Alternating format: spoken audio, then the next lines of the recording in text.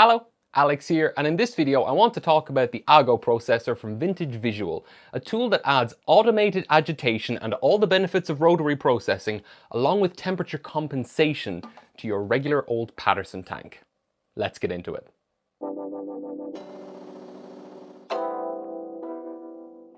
I appreciate that I don't normally wear the apron and everything, and I am recovering from something. I've been losing my voice over and over for the last week.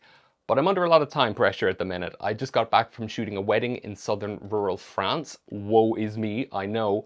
But I have a lot of work to do for that, and I want to keep things moving and get this video in particular out. So while I'm in between batches of C41 processing using the Ago, while I wait for the next batch of chems to warm up, I figure I might as well just get this video done as best I can.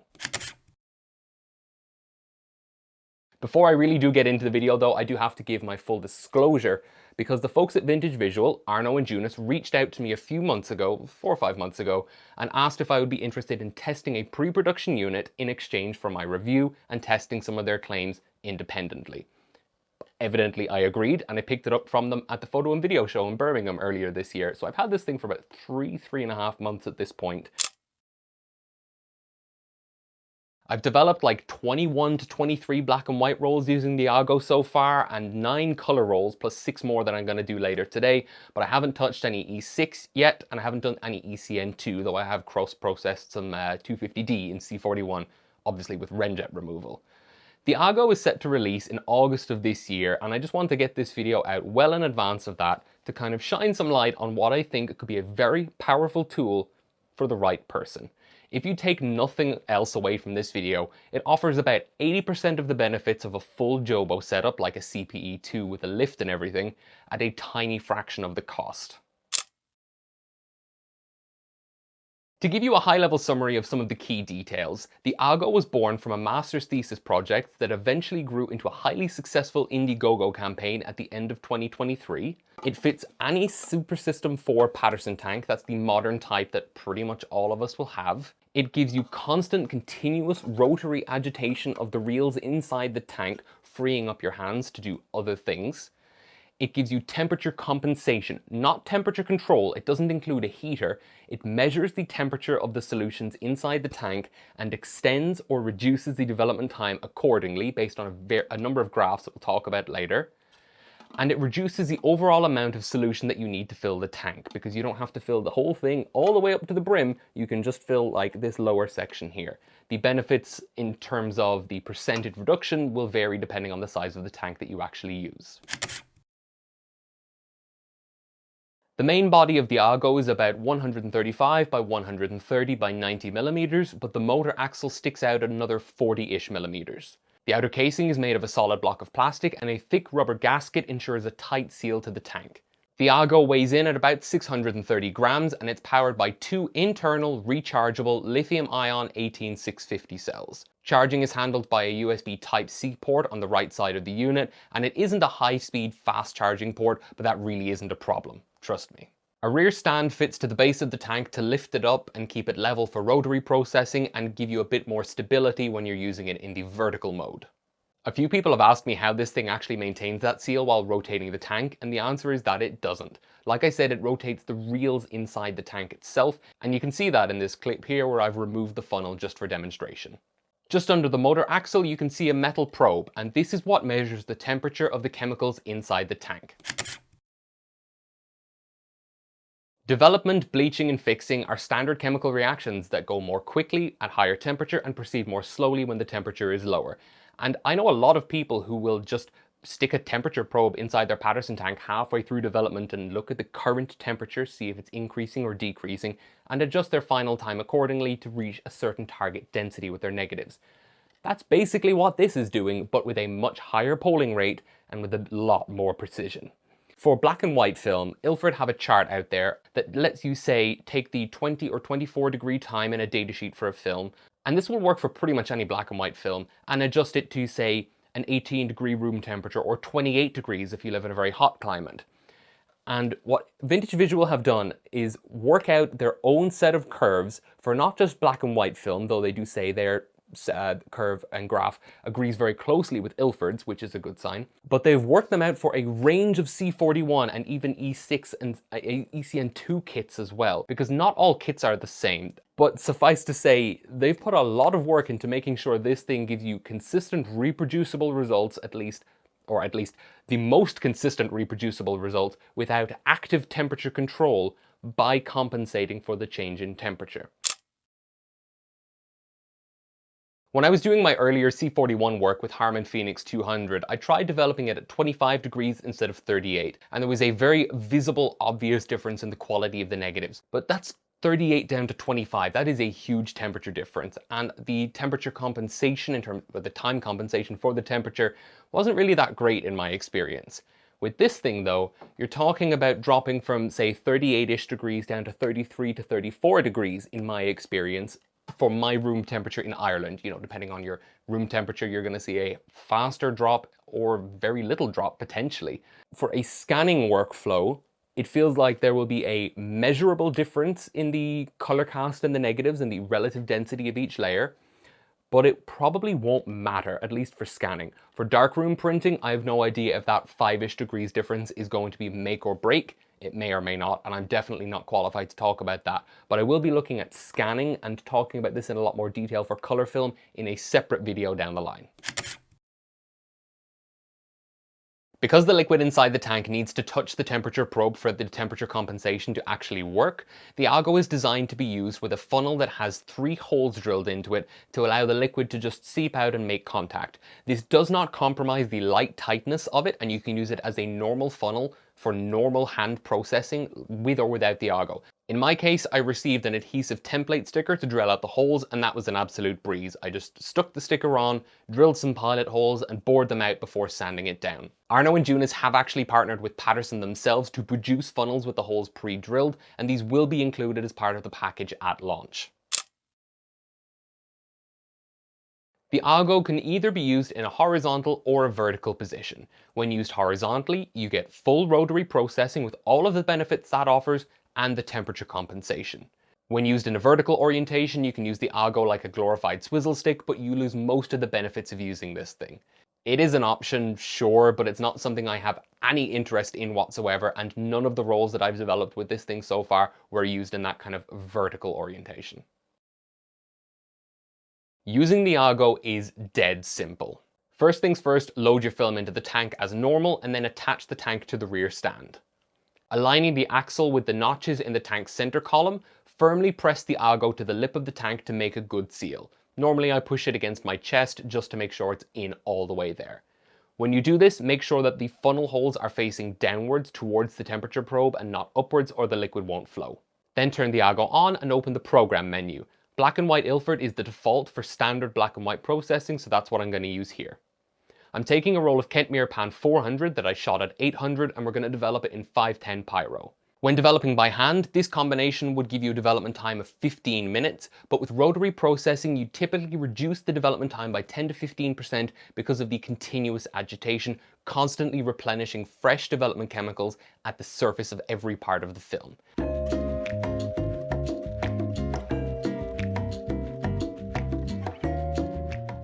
So in this case, I set my development time as 12 minutes and 30 seconds rather than 15 minutes, and set my stop bath for 30 seconds, and then set my fixer time.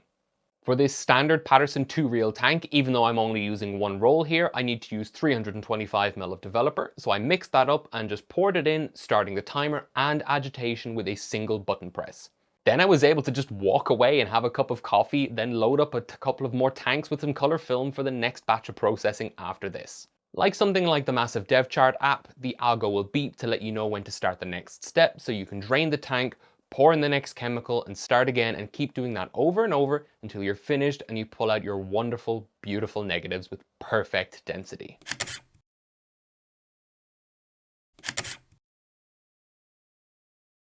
When you remove the algo from the tank after you finish, give it a wipe with just a wet cloth or something, because it isn't waterproof, so you shouldn't rinse or submerge it. And that's it. I know that some of these are common to any type of rotary processor, but for a lot of people this is going to be their first kind of experience looking into rotary processing, so just bear with me if some of this is obvious to you. First off, yeah, it's very simple to use. I mean, you just pick the process that you're going to use, black and white, C41 Bellini, E6 Arista, ECN2 Cinestill, whatever program you have or whatever will be set up in the future by launch. And then just double check your times. You know, you can change the time for the color ones as well, just like black and white, to compensate for exhaustion of the chemicals or to push or pull. And then just do it. It's really simple and easy to use, and there's a lot to be said for that. There's not quite as much of a learning curve as there is to getting used to things like loading a Jobo reel, learning how to burp the lid on a Jobo for your bleach, that kind of thing. I already said that you can do other things during the development or bleach or fixing or washing steps, like loading up the tanks for the next run, cleaning your reels, loading up a camera, writing a script, recording some B-roll. You can do all sorts of stuff while using this thing, or you can just develop more film. If you have multiple tanks, you could do one with the Argo and another one by hand if you stagger the processes. And the fact that it's using rotary processing, at least in the default proper mode, and that again is what I'm focusing on, you're able to get reduced development times 10 to 15%, which can make quite a difference when you're doing a very, very long development run. That 10-15% can actually add up to quite a lot, especially if you're doing multiple batches in a day. Another big thing is reproducibility. When I'm developing in the 3-rail tank, so I've got either 3 rolls of 35 or 4 rolls of 120 potentially in here, or so a bunch of 4x5, the time it takes to fill up that tank is non-zero, and then trying to actually get the lid on, make sure it's really secure, and then go figure out where I've put my phone and press the start button on the digital timer app. That's not, you know, the most stress-free experience, let's say, where with this, everything is already horizontal. You just pour in with one hand and press start with the other one. That's quite handy because it gives you very precise control of when and how you want to start your development. Do you start it when you start pouring? Do you start it halfway through, or when you finish? You can consistently do that. And the fact that you're getting rotary agitation means you don't have to worry about your agitation pattern as much. Am I doing this? Am I sloshing the tank too hard? Those kind of things have a non-zero effect, and being able to be ultra consistent might be very important for a lot of you. It's stable and it's secure. And what I mean is there are 2 things people ask me to have a look at on Discord. The first being how tightly this rubber gasket actually seals it to the tank. To test that, I stuck it on the top of the tank and tried to shake it off as hard as I damn could. And there is no way, it was not coming off. It's just not going to happen, and you don't have to worry about that. The other thing was stability if you're using it in the vertical orientation, glorified swizzle stick mode, to see could you just topple it over by accident. To test that, I took my tallest 3-reel tank, took the reels out, didn't put any liquid in, and took the rear stand off before attaching the Argo to make it as top heavy as I humanly could. And yes, in that particular case, I could knock it over quite easily. But just by putting the rear stand on, which you kind of should be doing anyway, it's not going anywhere. You know, you could knock it over, but it was a kind of a level of force where you would be knocking over anything else in your darkroom anyway. It's nicely compact and lightweight, and if you're thinking about bringing this to develop out in the field or in a studio, you're already thinking about bringing tanks and developer and fixer and a changing bag and the like, adding an extra 600-ish grams and a brick about this size with a little bit sticking out into your bag, or you could just attach it to the top of the tank and have that protected inside the center column. It's actually quite easy to justify bringing this thing on a trip if you wanted to, say out to the west coast of Ireland, out to Achill Island. It uses Type-C charging, not micro USB. I hate anyone who uses micro USB in current year, but the fact that it's a slow charging port, a 5 amp port, doesn't actually cause a problem because the battery life itself is great. It's officially rated for about 5 hours, and I've been getting 6 to 6.5. In my experience, it takes somewhere between an hour to an hour and a half to charge. I've never quite caught the point at which it becomes fully charged, but it's somewhere in that kind of range. You know, 6 to 6.5 hours of use, or even 5 hours of use, is going to easily be 10 to 20 rolls, at which point it's going to be a while before you're developing again, and leaving this plugged in for an hour to an hour and a half is not a problem. One of the final main benefits of rotary processing is reduced chemical consumption, because you don't need to fill the entire tank, because it's on its side and the film is constantly rotating, so you only need to fill the lower half plus this headspace up here. Because of that headspace, the efficiency never quite matches that of a Jobo tank, which is one limitation of this platform. But as you use larger and larger tanks, the benefits increase as you kind of approach asymptotically your kind of theoretical maximum, basically because you're dividing the chemical cost of this headspace between more rolls.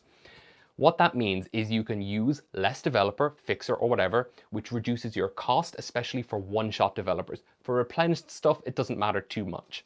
It is very important, though, to be mindful of the minimum amount of developer that you need to develop a roll of film. For something like Rodinol, that's around 3 to 5 milliliters, depending on who you ask. For 510 Pyro, I think it's 1 milliliter offhand.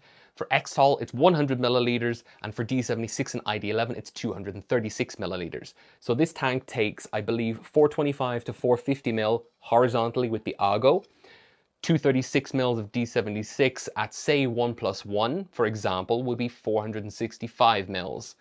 So that sounds pretty much bang on. 420 to 450, 465, it'll be slightly too much developer, but that's not exactly an issue.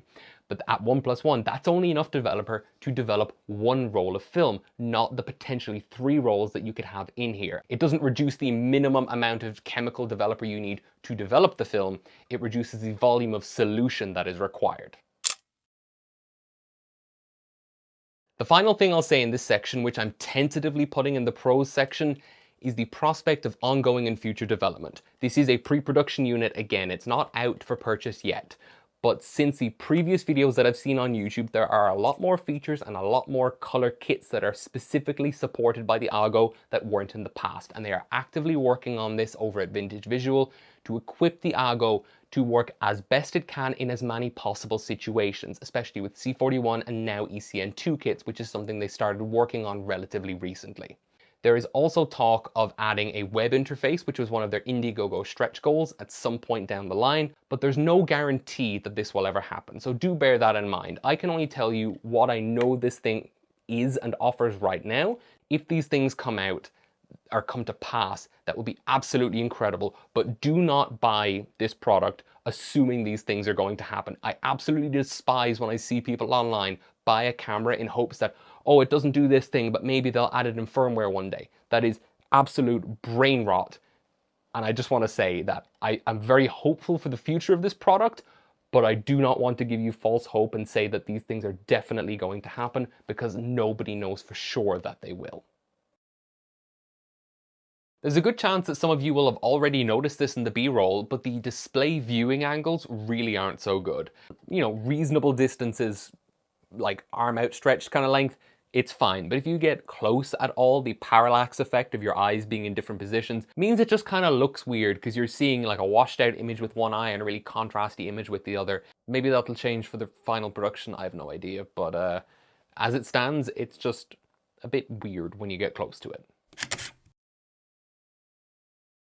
For lack of a better word, I wish that the troughs either side of the motor axle here were deeper, or at least the kind of ridges that border around them were taller, so that you could pour quite a bit more quickly. When I developed that roll of Kentmere earlier in the video, you saw probably that I actually spilled a bit of my fixer because I poured it a little bit too quickly. I have found in my time using it that using a jug with a pointed tip rather than something just like pouring from a bottle does seem to work a little bit better. I'm able to control it a bit more, and I do admittedly pour relatively aggressively because I know what I'm doing, I have the experience. But I do wish that I could pour a little bit faster just to get my start point a little better defined.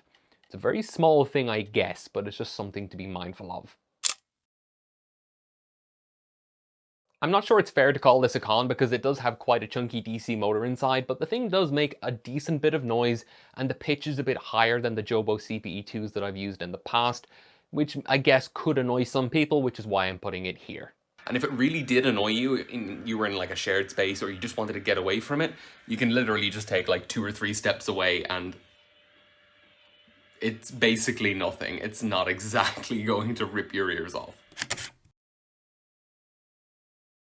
Like I said earlier, drilling out the holes in the funnel doesn't compromise light tightness and you can still use it as a normal funnel, but it does mean that you should be mindful, if you are using it normally for hand processing, to pour from one of the other 2 1/3 segments, not this segment when you're actually emptying your Paterson tanks, which is fine, you can see that, but it's just another thing you have to be mindful of, because if you pour from that side, you just end up with multiple streams and everything going everywhere, which is, you know, a bit of a pain, am I right? So it's another very, very minor thing, let's be completely honest, but it's just something to be aware of. I can accept the Argo not being fully waterproof, and that's fine, but I do wish there was some kind of a cover over the USB Type-C port, like what you'd see over the ports on a digital camera, just to be able to seal it up a little bit better. Arno has assured me that in their testing they've never had problems with any liquid getting into the port causing damage and stopping the unit from working. And even if that did happen, you could, in theory, take it apart when the batteries die and just pop in a pair of AA's, 18650s are standard. But it, you know, it just puts me a little bit on edge, so to speak, especially when using concentrated stop bath or hot bleach. You know, there's the potential for corrosion there, and it'd be nicer if there was something over it. I'm probably going to put electrical tape over it when I use it in future. The last thing I want to mention here is the cost. With the launch price set at €439 plus shipping, this thing offers great utility, but that is quite a hefty price for a lot of people to pay, and I don't think a lot of individual people will like it for that reason. That said, if you are thinking about rotary processing, especially for black and white, it's a hell of a lot cheaper than a Jobo setup, and you can use all your existing tanks. So if your benchmark is hand processing, it is extremely expensive. If what you're thinking of is more like a Jobo setup or an alternative to a Jobo setup, it has its compromises relative to a Jobo, but it's basically a bargain. Kind of depends on your perspective. In an absolute sense though, it will cost a lot of money, and it's going to be a bit too much for a lot of people. So those are my thoughts on the Argo processor from Vintage Visual after about 3.5 months of use.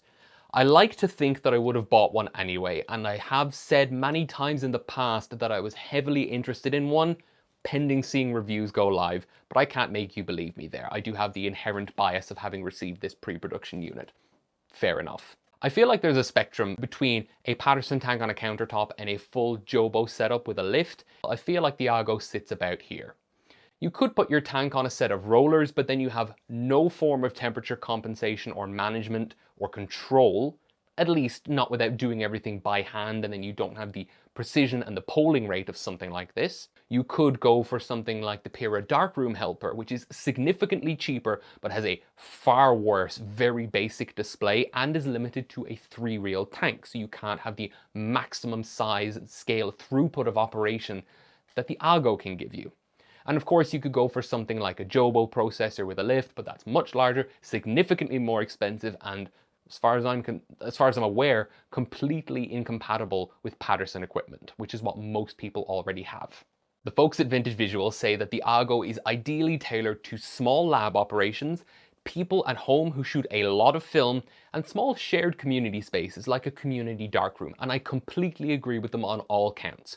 The cost of the unit means they're able to use things like a high-resolution display and put a lot of effort into the R&D to develop these temperature compensation graphs, which for now I'm taking at face value. My color film that I've developed seems to have come out absolutely fine. I've noticed no major issues, though I will be looking at that in more detail in a future video. And just generally making a high-quality product, right? But that cost is far too high for the average person who develops 2 to 3 rolls a month, especially if they're not developing color very often. For people who know me personally in our circles, for example, someone like Brendan or Kieran might benefit from this, but not someone like Mark, for example. For small labs, I think that's where this thing is really going to shine. For most places, when you bring black and white film, you have to wait maybe a week, God forbid 2 weeks if it's a film with a very awkward time, so that they can bundle up relevant films that are similar enough in development time in whatever the developer they're using, if not the same, to actually justify doing a process run by hand, because black and white film almost everywhere is developed by hand. And if they can use this to automate the actual labor part of the development and just load the tanks, pour in the developer, you've seen how this thing works, and just walk away and serve customers or get the next batch of black and white film ready, that could massively increase the throughput and reduce turnaround time for small labs. They're not going to be using this for their color film, that's what the mini labs are for. For black and white film, this could make a huge difference. For community spaces like dark rooms and the like, I think it's also quite potentially very useful, but a lot of those places operate on very slim budgets, and I'm not sure how something like this would fit in very well. Potentially, I don't know. I know a lot of places that operate on very different scales with regards to their finances. For home use, again, I really don't think the average person developing a couple of roles here and there is going to benefit from this thing.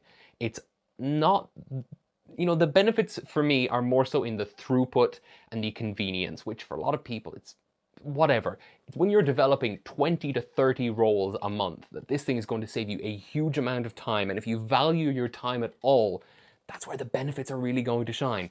I'm going to look at the screen real quick. My last dev runs were, where is it on the screen? 8, 5, 10, 23, 12 roles before today in each session. That is a huge amount of film I've been developing lately, and something like this has made it so much easier for me to keep on top of this while maintaining a full-time job. I'm very thankful to the folks at Vintage Visual for trusting me to test this thing out and for the pre-production unit, but again, they don't get to see this video before you do. So if you have any questions about it, drop a comment down below and I'll try to answer them to the best of my ability. So stay safe, and bye-bye for now.